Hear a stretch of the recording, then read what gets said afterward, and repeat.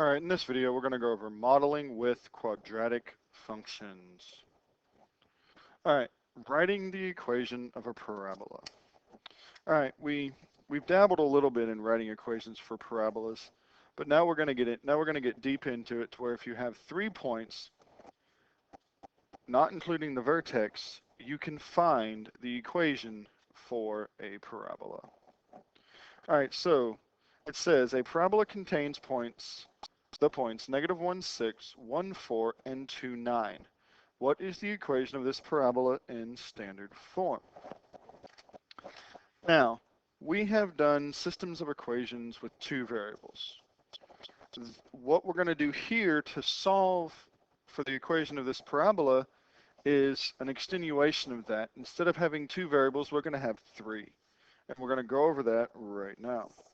So we have our 3 points, and we know standard form of a parabola is y equals ax squared plus bx plus c. All right. Now what we're going to do is we're going to take our 3 points and we're going to make 3 equations. Since we know this is x and this is y, we can simply fill it in here. 6 equals -1 squared is 1, so this is 1a or just a. And then -1, put it in here. Positive b times -1 is negative b, and then of course plus c kind of just comes along for the ride. All right, do the same thing with the second one. We have 4 equals 1 squared is 1, so that's just a. B times 1 is plus b, and of course plus c comes along for the ride. And the last one, 9 equals 2 squared is 4, so that's 4a. And then b times 2 is positive 2b plus c. Okay? So we have our 3 equations. Now, how do we use our 3 equations? What are we going to do with them? Well, here's what we're going to do. We're going to take one of these equations and solve it for one of the variables. You can pick any equation you want. I would suggest picking the easiest one to solve for one of the variables. I'm going to pick the top one. So we have 6 equals a minus b plus c. If we add the b over here and subtract the 6, we can bring it over here. So we have b equals a plus c minus 6. All right, so we solved one of these 3 for one variable. Now, we know what b equals. So we're going to use substitution just like we've done before. All right, we're going to use substitution just like we've done before. We know what b equals. We're going to put it in this equation, and we're going to substitute it into this equation. And then we're only going to have 2 equations with 2 variables, which will now solve like a 2 variable system like we've done before. Okay? So 4 equals a plus, now take b and substitute it in. So we're going to have a plus c minus 6, and then plus c. All right, let's simplify this down. 4 equals, we don't really need these parentheses, so we have 2a, and then we have plus 2c minus 6. Add the 6, add the 6. So 10 equals 2a plus 2c. All right, now let's do the second one. So 9 equals 4a plus 2, open parenthesis, substitute this in for the b, a plus c minus 6, and then don't forget the plus c on the end. All right, so 9 equals 4a plus, we need to distribute the 2 through, 2a plus 2c minus 12 plus c. So keep solving it down. 9 equals 6a plus 3c minus 12. Add the 12, add the 12. I was thinking of what 9 and 12 was. Add the 12. So 21 equals 6a plus 3c. All right, so now we have our 2 equations with only 2 variables. We have 10 equals 2a plus 2c, and we have 21 equals 6a plus 3c. All right, let me extend this page a little bit. So if we bring both of those equations down and have 10 equal to 2a plus 2c, and then 21 equals 6a plus 3c. Now we can solve this like we would solve any two variable system. All right, let's recap what we've done to this point before we move on. What we did was we have our standard form, y equals ax squared plus bx plus c. We have 3 points. Both points give us an x and a y coordinate. So we just simply substitute the x and y into our equation for all 3 points. So the first one gives us 6 equals negative 1 squared is 1. So that's a, b times negative 1 is negative b plus c. We did it with the 4 as well. 4 equals 1 squared is 1 times a is a plus b plus c. And then with the 2 and the 9, 9 equals 4a plus 2b plus c. All we did was take our x and y coordinate for all 3 of these, substitute the x in for the 2 x's, and we substituted the y in for the y. That's all we did to get these 3 equations. Then we picked the easiest equation and solved it for one variable. I picked this top one because if we add the b over and subtract the 6 like I did down here, all of our variables stay positive. Did I have to pick that one? No, but I did. And now that we know what b equals, we simply substitute what b equals in for b on our other 2 equations. So we did that here. 4 equals a plus, this is where b would be. We took the a plus c minus 6, since that's what equals b, plugged it in. And then, of course, don't forget about the plus c. And then we just simply combined it like terms and got 10 equals 2a plus 2c. We did that a second time with the third equation. We have 9 equals 4a plus 2. This is where b would have been. Again, we took the a plus c minus 6, since that's what b equals, substituted it in plus c, distributed 2 through, and then simply did the same thing, combining like terms until we got down to 21 equals 6a plus 3c. All right. So now we have just a regular 2 variable system which we can now solve. And we can actually get both a and c from this. And then what we can do is go back up here, pick the easiest equation, and then solve for b. All right, so it's not really difficult. So again, we want to make sure we can cancel out one of these variables. As you can see, we can't right now, so we're going to have to multiply one or both of the equations by a number, so that way we can cancel out one of the variables. So if we multiply the top by negative 3, we're going to have negative 30 equals negative 6a minus 6c. All right, I'm going to cross this out because now we're done with it. So all I did was distribute this to all 3 terms. And now you can see we have a plus 6a and a minus 6a. Those cancel out. This here will give us negative 9 equals 3 minus 6 is minus 3c. Divide off the negative 3. So c equals 3. All right, now we know what c equals. So we can take one of our 2 already solved equations. Doesn't matter which one you pick. All right, so let's go 21 equals 6a plus 3. And then just take the c, we know is 3 now, substitute it in for c. 21 equals 6a plus 9. Subtract the 9 from both sides. So 21 minus 9 is 12 equals 6a.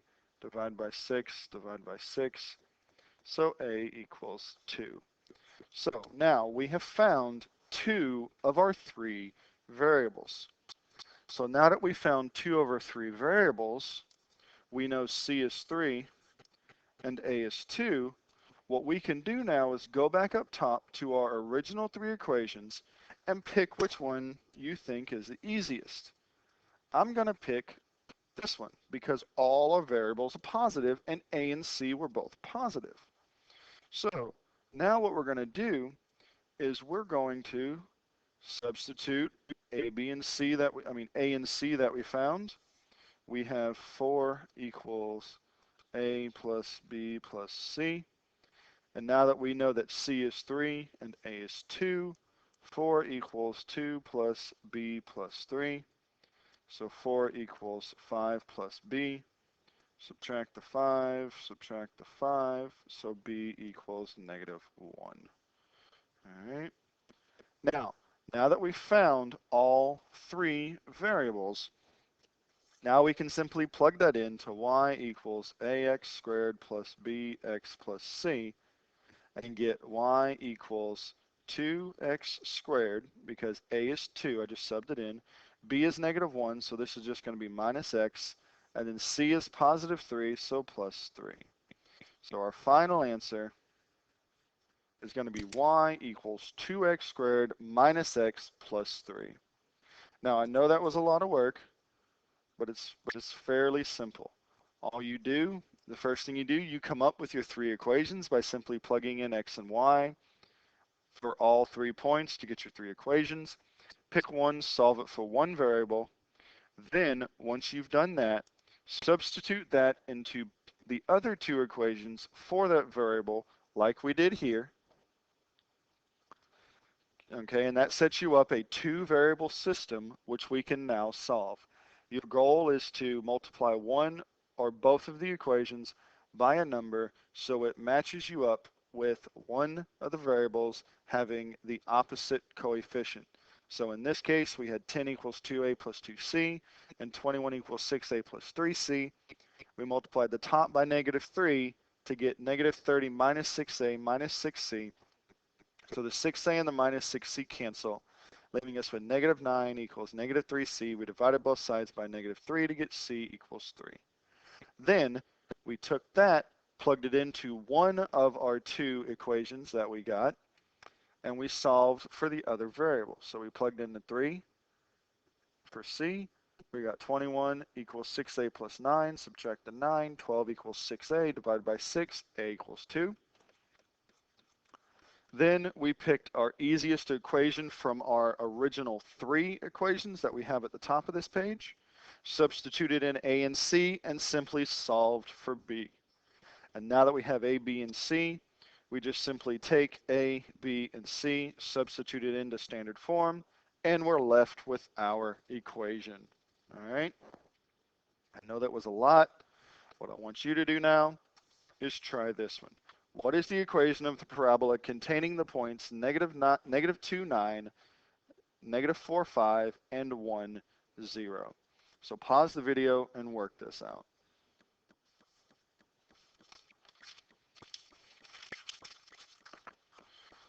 All right, let's get started here, shall we? So we're gonna start out by making our three equations. We know that y equals ax squared plus bx plus c. So let's start out by making our three equations. We're going to have 9 equals 4a minus 2b plus c. We're going to have 5 equals 16a minus 4b plus c. And we're going to have 0 equals a plus b plus c. So those are your three equations. All right? And those should match exactly. Now, this is where what I'm going to do and what you're going to do may differ, but the end result will be the same. What I'm going to do here, since this one has 0, so basically we don't have a number in here, I'm going to solve this one for a. So I'm going to subtract b and subtract c from both sides. So a equals negative b minus c. All right? And now I'm going to substitute a equals, well, a negative b and the negative c for a into a on these two. So 9 equals 4 negative b minus c minus 2b plus c. Distribute the 4, so 9 equals negative 4b minus 4c minus 2b plus c. So 9 equals, what is this, negative 6b minus 3c. All right. Now let's do the other one. I'm going to do this one in green. We have 5 equals 16 negative a negative b minus c minus 4b plus c. So 5 equals negative 16b minus 16c minus 4b plus c. So 5 equals, looks like negative 20b minus 15c. All right, so now we have our two equations. We have 9 equals negative 6b minus 3c, and we have 5 equals negative 20b minus 15c. All right, now let's set up our two variable system. 9 equals negative 6, supposed to be a 6, minus 3c, and we're going to have 5 equals negative 20b minus 15c. All right, if we multiply this top equation by a negative 5, that would give us a positive 15 here and a negative 15 here. So this leaves us negative 45 equals 30b plus 15c. Okay? So now we're done with this equation, and let's solve this. This gives us negative 40 equals 10b, and that's gone. Divide by 10, divide by 10. So b equals negative 4. All right, now let's substitute that back into one of these equations. So we're going to have 5 equals negative 20 times negative 4 minus 15c. So 5 equals 80 minus 15c minus 80 minus 80. Negative 75 equals negative 15c. Divide negative 15. Divide negative 15. So C equals 5. So now we have C and we have B. All right, so now we're going to look at our original equations that we had and pick the one that seems easiest. I'm going to go with 0 equals A plus B plus C. Okay, so 0 equals A minus 4 plus 5. So 0 equals A plus 1. Subtract 1. Subtract 1. So A equals negative 1. So there's our there's our three variables. So now we have y equals ax squared plus bx plus c. So we know that y is going to equal negative x squared minus 4x plus 5. So hopefully that is what you got for your answer. If not, try to go back and see where you did and see where you went wrong. Okay. All right, I realize this video is getting kind of long, but let's look at this really quickly. Comparing quadratic models. It says campers at an aerospace camp launch rockets on the last day of camp. The path of rocket 1 is modeled by the equation h equals negative 16t squared plus 150t plus 1, where t is time in seconds and h is the distance from the ground. The path of the rocket 2 is modeled by the graph at the right. Which rocket flew higher? Basically what this is asking us to do to find the height of rocket 1 is to basically find the vertex. Remember, the vertex is simply negative b over 2a, comma, f of negative b over 2a. All right? I know that sounds complicated, but it's not. So our vertex here, the x-coordinate is going to be negative b, which is 150, over 2 times negative 16, which equals negative 150 over negative 32. Negative and negative is positive. So 150 divided by 32 is rounded to 2 decimal places, is 4.7. Now we're just going to take 4.7 and plug it into this equation. So we're going to have h of 4.7 equals negative 16, 4.7 squared, plus 150 times 4.7 plus 1. Just go ahead and punch that in your calculator, guys, and you should get out 352.6. All right, so that's 352.6. So what this tells us here is our rocket, all right, y, remember y is where the maximum occurs. Since this is negative, we know it's going to look like this. So our vertex is going to be a maximum, which tells us that this 352.6 is going to be our max height for the rocket. So rocket 1, I'm going to write this up here, we'll call it R1, went to a distance of 352.6 feet. All right. Now let's look at rocket 2. So now we have to analyze this graph to see how high rocket 2 went. First thing we need to do is find its vertex, which looks like to be about right there. And if we follow this over, we'll call that about 580 feet. All right. So which rocket flew higher? Well, obviously, rocket 2 flew over 200 feet higher than rocket 1. All right, so we compared quadratic models.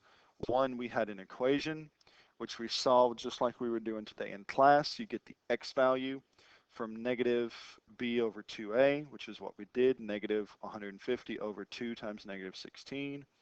The negatives cancel, giving you 150 over 32, which comes out to approximately 4.7. And then to find the y value of the vertex, it's simply f of negative b over 2a. All that means is you take what you got for x, substitute it into the equation for x, and you just simply put it in your calculator and get out your value. That was 352.6. And since we know that our parabola opens down because a is negative, we know that we knew that our vertex was a max, so y represents the maximum height of rocket 1. For rocket 2, we had a graph, so all we did was we just looked at the graph and found the vertex by I, which is 6, 580. All right, 6, 580. And again, since it opens downward, that is a maximum. So our rocket flew, and this is the max height. So rocket 2 flew 580 feet, so rocket 2 flew higher.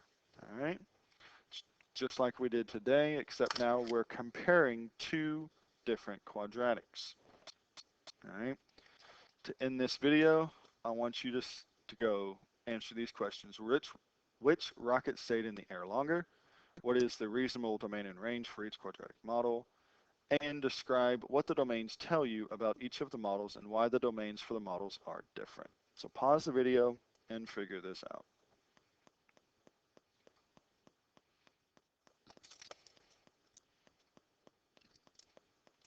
All right, so which rocket stayed in the air longer? So let's go back and look here, okay?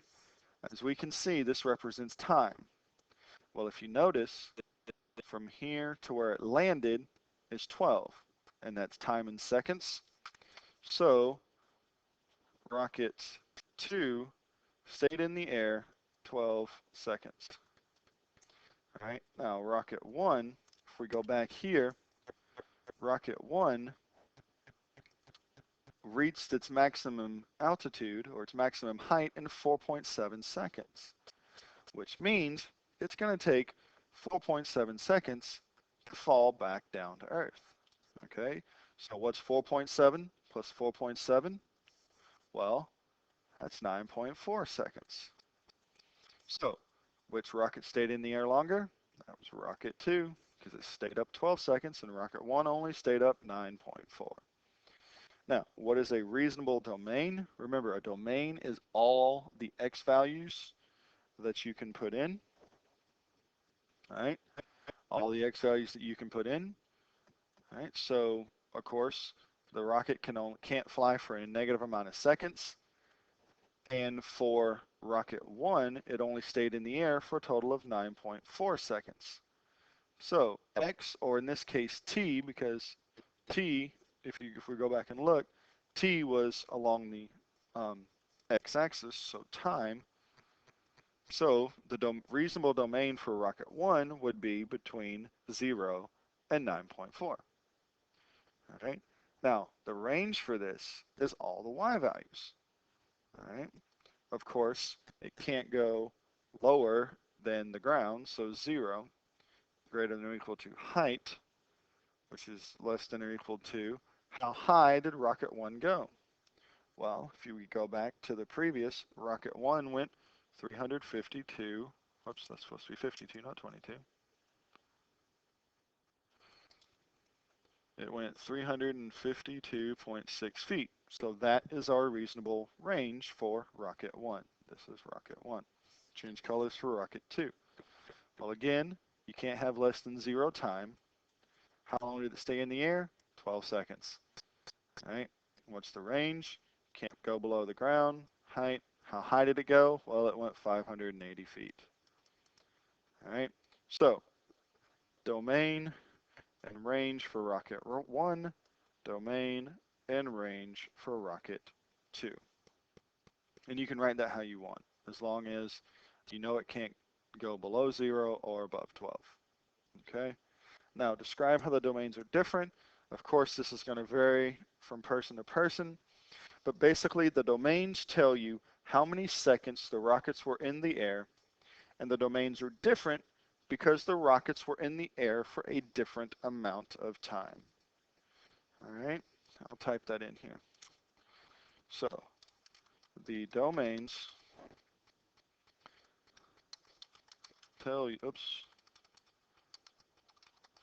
tell you how many seconds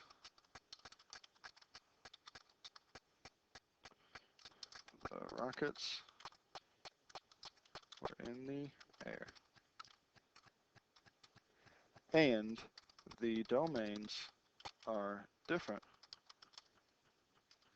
because the rockets were in the air for different amounts of time. All right, so that's the answer to letter C. All right, that's the answer to letter C. The domains tell you how many seconds the rockets were in the air, and also the domains are different because the rockets were in the air for different amounts of time. All right, I know this video has been long, I apologize, but this one needed to be long because it was very, work intensive. Not difficult work, but very work intensive, all right? You can watch this video as many times as you need to. Make sure you understand the concepts in this video, and come to class tomorrow ready to work some problems. See you tomorrow.